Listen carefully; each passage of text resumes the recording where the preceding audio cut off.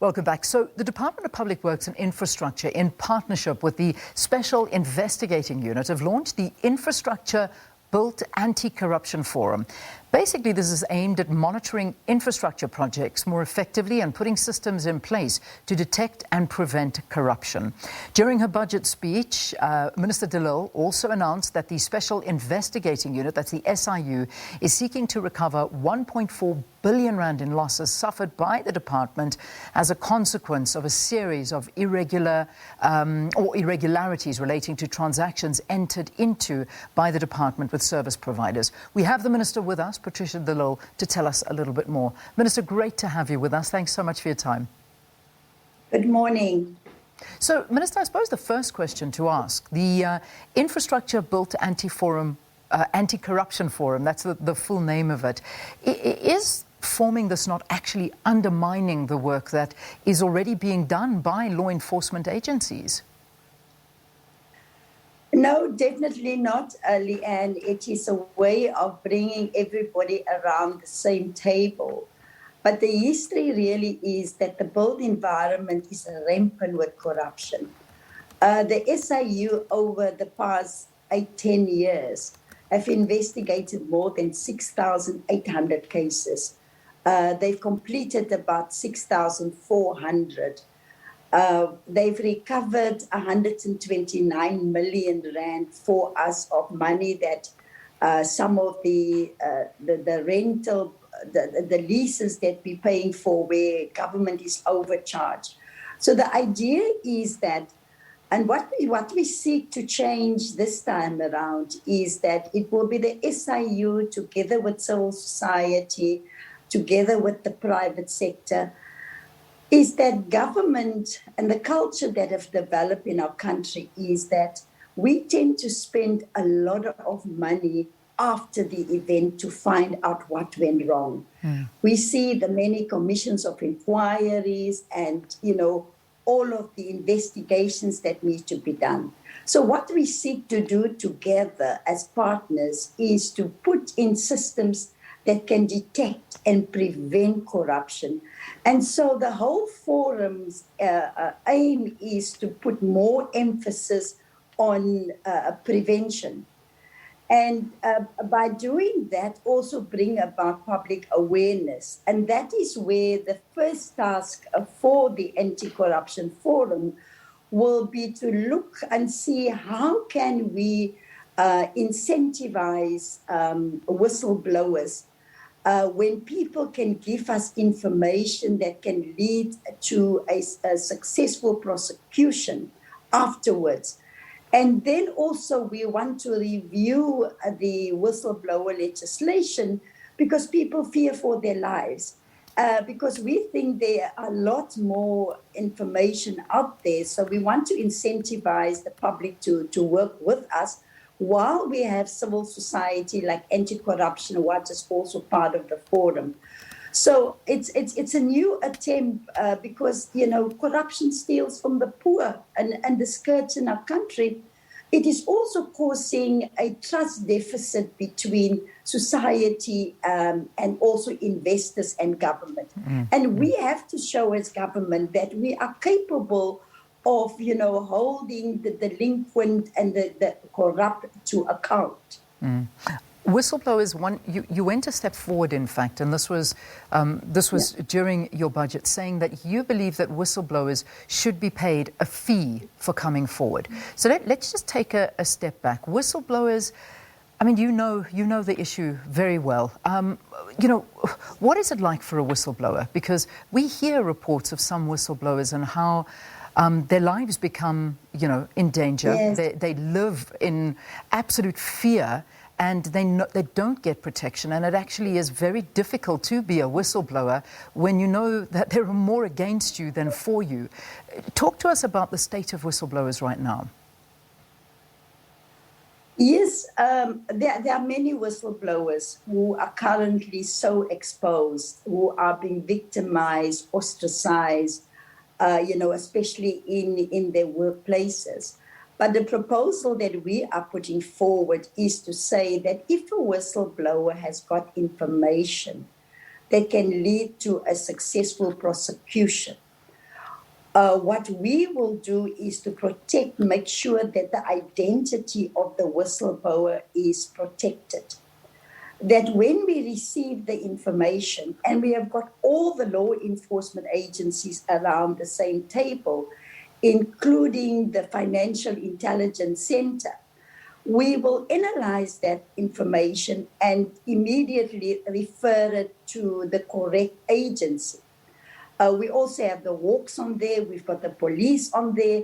And then as a forum, we will then also have oversight over the investigations. We will then, on a quarterly basis, make a report and make information public.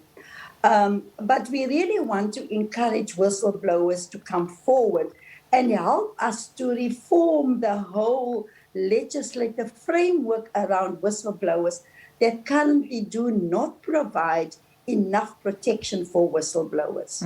And that is it's a huge issue. It really is, because I mean when we hear coming from the SIU, they're basically saying, this is Advocate Andy Motibi saying, that the current value of alleged irregularities in the SIU's infrastructure build investigation is totaling around about 10 billion rand. This is a massive amount of money. I'm not only talking to your department. This is in its entirety. This is insanely an insane amount of money. Yes, definitely. With the SIU that will be leading this initiative together with the department, the SIU bring to the table a lot of experience, and also now that we've got the special tribunal for civil litigation, we've seen how quickly the SIU moved in the case of Baybridge. Within a few months, the case appeared before the tribunal. The SIU is in the process of recovering that money on behalf of the department. And so the experience from the SIU, and also, of course, as a department, we will also put in resources so that we make sure that there's enough resources that can assist the SIU to do the investigations, so that we really up our preventative measures. Just to give you one illustration, Leanne, is that with all infrastructure tenders now, one of the prevention and detection measures that we will put in place is to establish a multidisciplinary due diligence team. So right from the writing of the specifications for the tender, so that we make sure we deliver quality infrastructure and not the rubbish where we pay a lot of money for, but it's not a good quality. They will then follow the whole tender process from beginning to end to make sure that, in fact, the officials do follow due process. Last year, we have also attempted to open up the procurement processes to the public. So whenever we advertise a tender, we will advise the public in the advertisement where they can come to the venues where the evaluation and the adjudication will take place. So this is relatively new, I can say, and with the resources, about 10 million that we are going to allocate for the purpose of detection and prevention of corruption, I think it will change it will be a game changer, because it's never been done before. Let's talk about your department, because, I mean, you talk about paying for rubbish, and that unfortunately is exactly what your department did, paid for rubbish when it came to the Beitbridge border post and the wall that is there. 36 million, that was it. We're hearing from Scopa, who's saying this is an absolute disgrace. Nothing can be done with it. I know that there are tenders out looking for proper solutions. You have promised that by the end of June you will have a lot more concrete ideas of how we can fix this wall. But I mean, what is the development there? I mean, this falls directly under you. Well, it started on the 20th of April 2020. When I first wrote to the Auditor General and asked for investigation. On the 25th of April, I instructed the department's anti-corruption unit to do our own internal investigation. but also on that day stopped any further payments to the contractors. At that stage, we have paid 21 million of the 37 million. Thereafter, with the help of the SIU and all the other agencies, immediately the SIU went to the tribunal, and the company has, by the 20th of September last year, that was the first appearance of the service providers before the tribunal. Also, through the report recommendations, a number of consequence management, which we had to do, of about 13 officials. We do report to SCOPA on a monthly basis. SCOPA is not happy with the consequence management and how slow the process is going. And that is where we have told them, a part of it, when it comes to consequence management, it's in terms of the Labor Relations Act.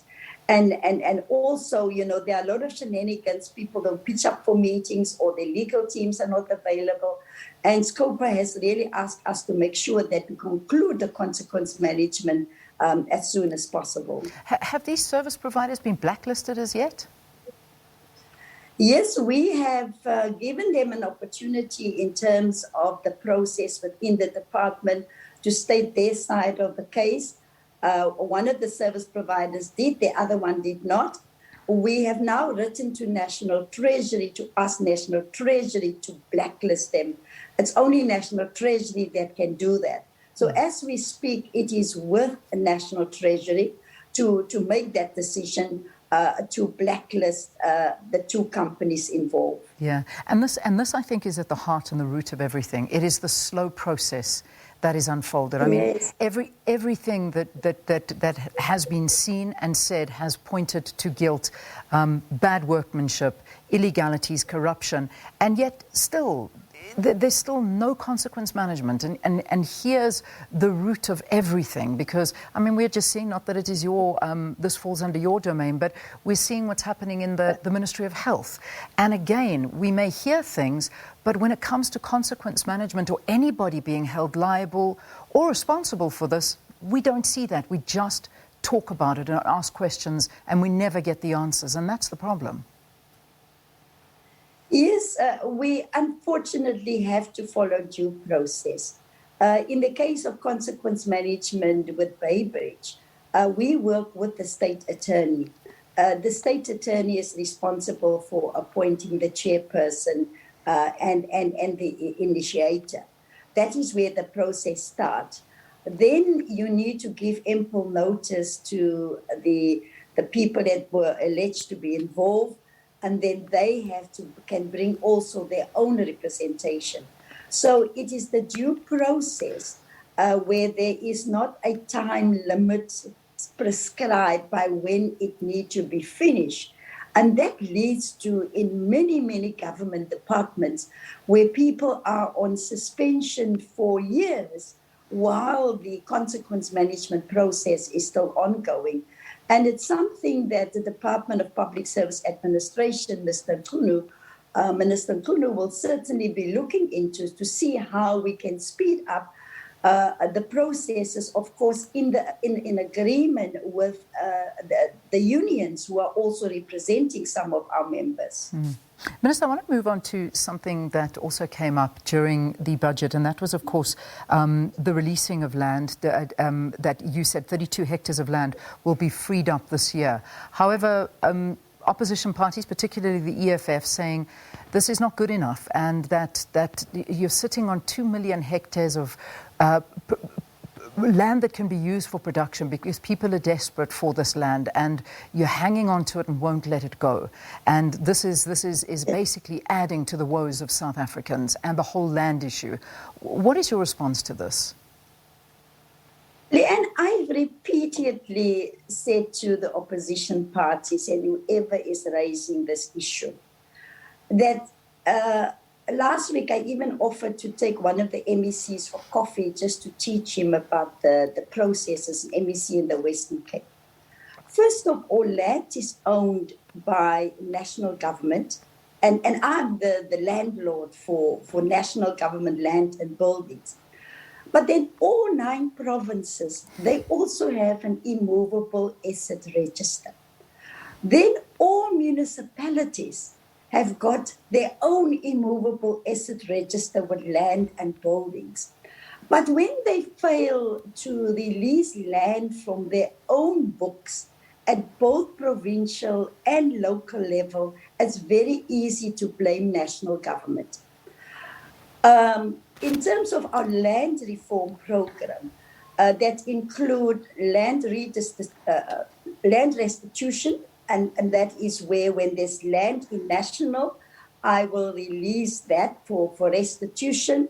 Then we do land redistribution, we do land tenure, we do land expropriation. As you see, we have already started the process, and the bill is before Parliament to repeal the old 1975 Apartheid Act. And then once I then release land and sign off the land, then it goes through another process. It first goes to the Land Affairs Board. The Land Affairs Board then need to determine the value of the land. Then it also has to go to a national treasury. And the government decision when it comes to land for human settlements, I then release the land to the Housing Development Agency. The Housing Development Agency must then work together with that sphere of government to do the planning for the housing. And those are the processes that are taking very long. So even though I have released land in 2019, October 2019, it is still somewhere in the system to be finalized. But I made an appeal again yesterday for people to stop politicizing the land issues. And I now have access to the immovable asset registers of all provinces. And I'm going to begin to also show South Africa what is on their asset registers that they are not using. Municipalities, again, are sitting with lots of land, Leanne, but they don't want to release well-located land for affordable housing. Another step that we have taken now is to say that the state-owned entities, they're sitting on vast tracts of land. The Deputy President has now asked me to lead a process to also ask the state-owned entities to release some of their land that we can put into the land reform progress. I mean, a land reform program. Sorry, Leanne. Yeah. Minister, this needs a discussion in itself, but I think that yes, definitely. it really I'm does. To come back with more details.